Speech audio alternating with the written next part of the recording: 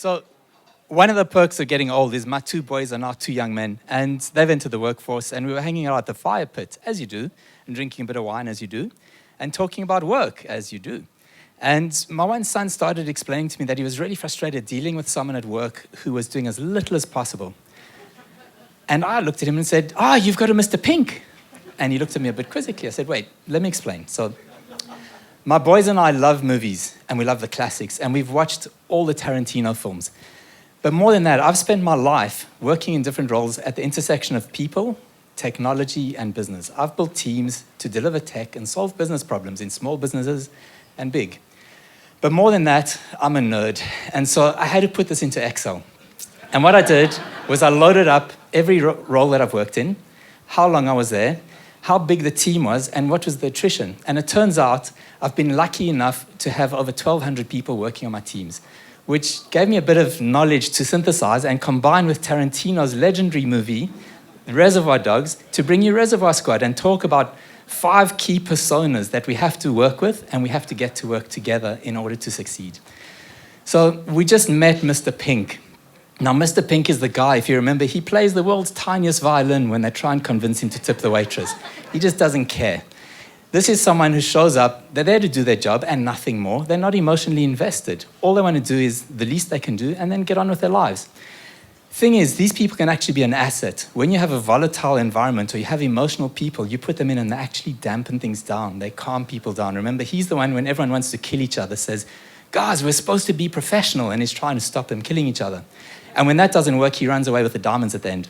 Mr. White, this is the person who's got history. They've been in the organization forever. They know people they shouldn't know.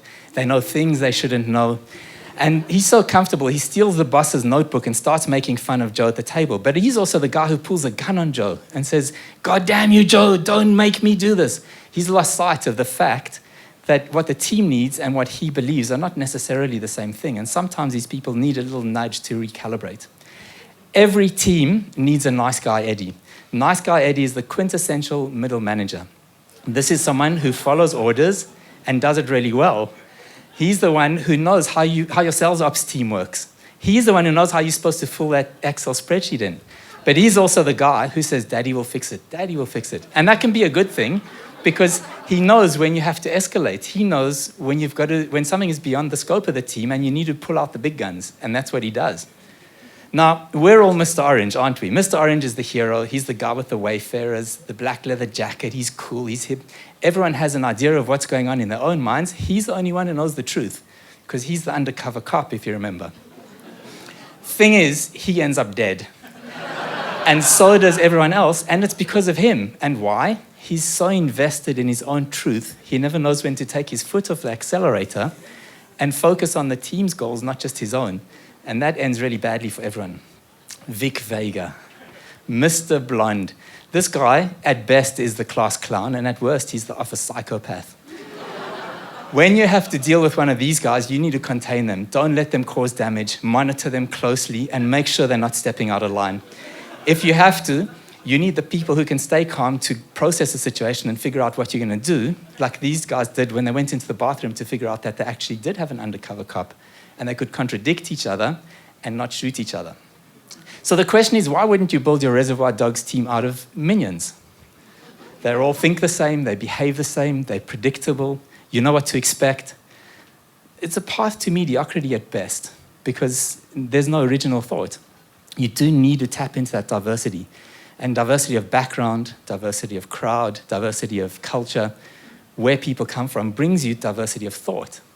And there's enough evidence out there that shows that when you attack a problem and you pull people together who have that diversity of thought, they come up with a better solution and usually quicker as well, which is the ideal outcome. That's what you're chasing. Unless, of course, you're the cop in the boot, in which case this is just a really, really crap day. So go out there, build your team, make sure that you pull them together and you've got that diversity, not as homogenous as this team, but make sure they understand how each other tick as well. And that way they can tap into what makes each other strong and where those strengths lie. And if you do that, you build a team that's a formidable force. So thanks for joining me as I introduce you to the RDTI, the Reservoir Dogs Type Index. You can think of it as MBTI or disc profiles, but way more opinionated and hopefully at least a little bit useful. Thanks.